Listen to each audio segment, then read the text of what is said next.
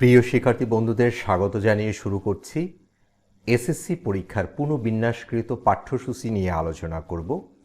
আমরা সবাই জানি যে কোভিড-19 পরিস্থিতির কারণে 2021 সালে যে এসএসসি পরীক্ষা সংগঠিত হবে এবং সেই পরীক্ষায় সম্পূর্ণ সিলেবাসটিকে 50% মতো কমিয়ে দেওয়া হয়েছে, অর্থাৎ সম্পূর্ণ সিলেবাসটিকে কমিয়ে 50% মতো করে পুনর্নির্ধারণ করা হয়েছে বা পুনর্বিন্যাস করা হয়েছে, যাতে শিক্ষার্থী বন্ধুরা তোমরা খুব সহজেই ভালোভাবে তোমরা অনুশীলন চালিয়ে যেতে পারো এবং তোমাদের জন্য যে 2021 সালে যে বোর্ড এসএসসি পরীক্ষা সংগঠিত হবে সেই এসএসসি পরীক্ষায় তোমাদের জন্য প্রস্তুতি ভালো হয়। এবং আমরা সবাই জানি যে কোভিড-19 পরিস্থিতির কারণে দীর্ঘদিন প্রায় 1 বছর ধরে তোমাদের সঙ্গে আমাদের ক্লাস পরিচালনা করা সম্ভব হয়নি, যদিও আমরা অনলাইনে নিয়মিত ক্লাস পরিচালনা করে আসছি এবং আমরা ফেসবুকে এবং ইউটিউবের মাধ্যমে অনলাইনে ক্লাস পরিচালনা করছি। এই চ্যানেলেও নিয়মিতভাবে নানা ধরনের পরামর্শ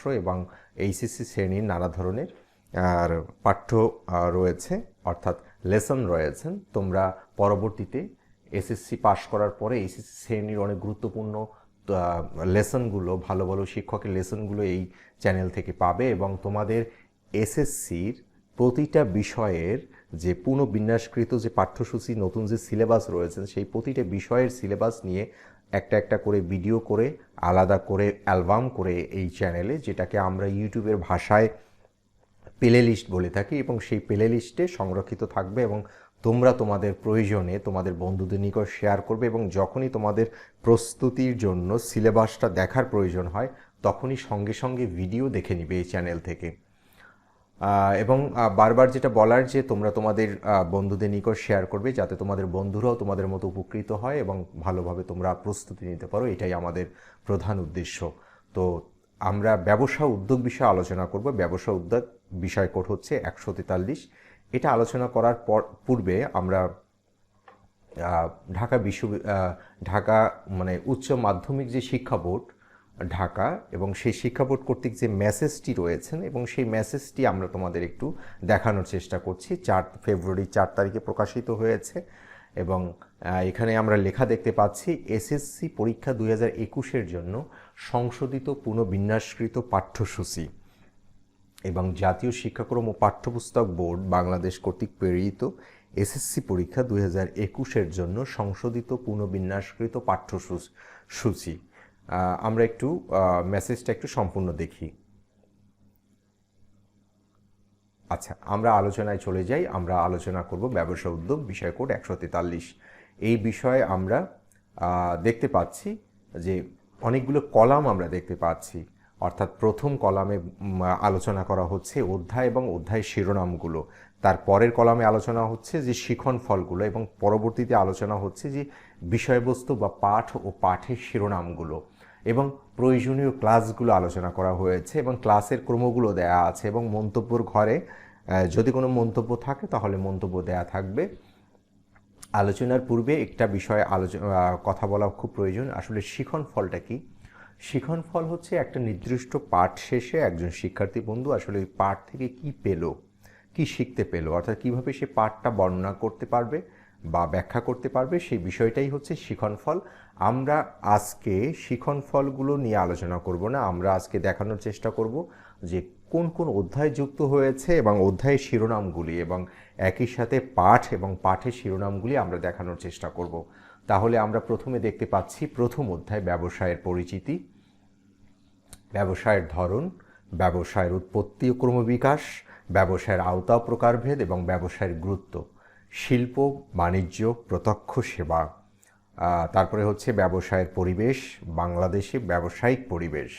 তাহলে আমরা দেখতে পাচ্ছি প্রথম অধ্যায়টি প্রথম থেকে তৃতীয় ক্লাসের মাধ্যমে সমাপ্ত হবে, অর্থাৎ প্রথম অধ্যায়টি অনুশীলন করতে বা পাঠ লেসন কমপ্লিট করতে 3টি ক্লাসের প্রয়োজন হবে, অর্থাৎ প্রথম থেকে তৃতীয় ক্লাসের মাধ্যমে সমাপ্ত হবে। এরপরে দ্বিতীয় অধ্যায় আমরা দেখতে পাচ্ছি ব্যবসায়ের উদ্যোগ ও উদ্যোক্তা, ব্যবসায় উদ্যোগ ও ব্যবসায় উদ্যোগ ও ব্যবসা উদ্যোগের মধ্যে পার্থক্য, ব্যবসায় উদ্যোগের বৈশিষ্ট্য, ব্যবসা উদ্যোগের বৈশিষ্ট্য, তারপরে হচ্ছে ব্যবসা উদ্যোগের গুণাবলী, আর্থসামাজিক উন্নয়নে ব্যবসা উদ্যোগের গুরুত্ব এবং ব্যবসা উদ্যোগ ও ঝুঁকির মধ্যে সম্পর্ক। তারপরে হচ্ছে ব্যবসা উদ্যোগ গড়ে ওঠার অনুকূল পরিবেশ, বাংলাদেশে ব্যবসা উদ্যোগ উন্নয়নের বাধা, বাংলাদেশে ব্যবসা উদ্যোগ উন্নয়নের বাধা দূরীকরণের উপায়। তারপরে আমরা তৃতীয় অধ্যায় দেখতে পাচ্ছি আত্মকর্মসংস্থান।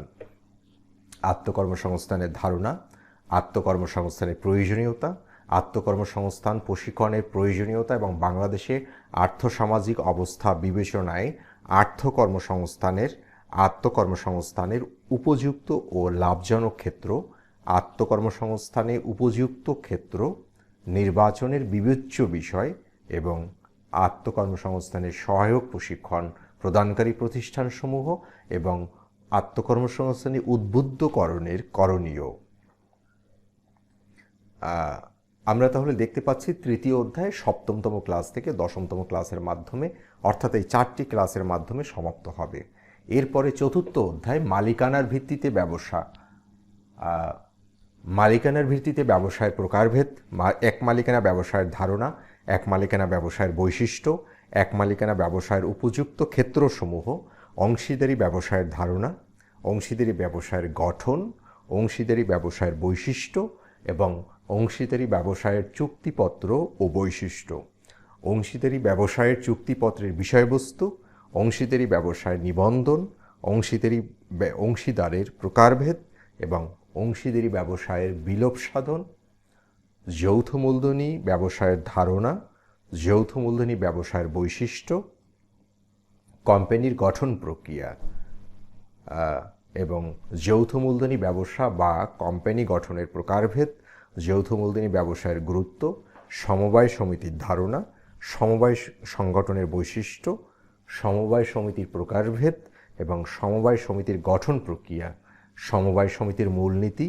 বাংলাদেশের সমবায় ব্যবসায়ের সমস্যা ও সম্ভাবনা, রাষ্ট্রীয় ব্যবসায়ের ধারণা, রাষ্ট্রীয় ব্যবসায়ের বৈশিষ্ট্য, বাংলাদেশের রাষ্ট্রীয় ব্যবসায় অর্থাৎ কী কী ব্যবসা রয়েছেন।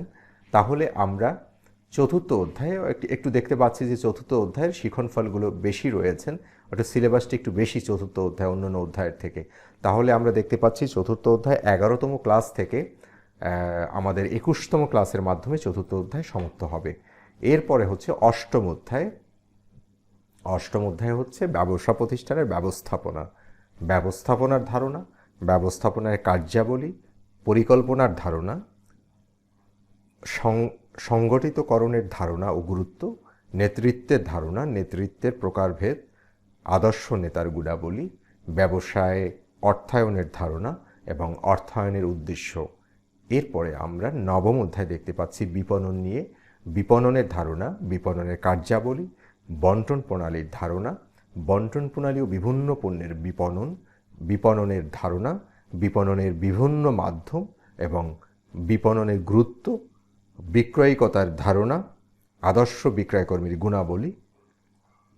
তাহলে আমরা মোট দেখতে পাচ্ছি যে এই বিষয়ে মোট 30টি ক্লাসের মাধ্যমে আমরা সমাপ্ত করতে পারবো, তাহলে বা আমরা আমাদের প্রস্তুতি সম্পন্ন করতে পারবো। এবং মানবন্টনে বলা হচ্ছে যে প্রচলিত প্রশ্নপত্রের ধারা এবং মানবন্টন অপরিবর্তিত থাকবে, অর্থাৎ পূর্বের ন্যায় আমাদের যে এই বিষয়ে 100 মার্কের আর পরীক্ষা হতো থিওরিটিক্যাল, এবং সেই 100 মার্কেরই পরীক্ষা হবে ব্যবসা উদ্যোগ বিষয়ে। এবং সর্বমোট 30টি ক্লাসের মাধ্যমে আমরা আমাদের অনুশীলন সমাপ্ত করতে পারবো। শুধুমাত্র মানবন্টন ও প্রশ্নপত্রের ধারার কোনো পরিবর্তন হয়নি, শুধুমাত্র পাঠ্যসূচি অর্থাৎ নতুন সিলেবাসের পরিবর্তন হয়েছে।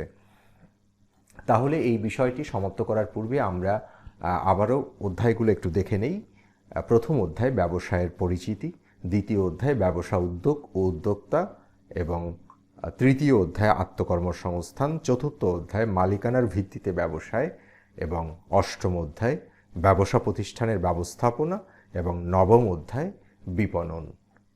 তাহলে প্রিয় শিক্ষার্থী বন্ধুদের এতটুকু আবারও বলার, তোমরা এই ভিডিওগুলো এই চ্যানেলে এসএসসি সিলেবাস যে অ্যালবাম রয়েছে বা প্লে লিস্ট রয়েছে সেখানে সাজানো থাকবে। তোমরা তোমাদের প্রয়োজনে যখনই প্রয়োজন পড়বে তখনই তোমরা ইউটিউব থেকে এই ভিডিওগুলো দেখে নিবে এবং তোমাদের বন্ধুদের নিকট তোমরা শেয়ার করবে। এবং তোমরা তোমাদের প্রস্তুতি চালিয়ে যাও। আশা করছি তোমরা ভালো পরীক্ষা হোক তোমাদের, এবং তোমরা সবাই ভালো থাকো, সুস্থ থাকো।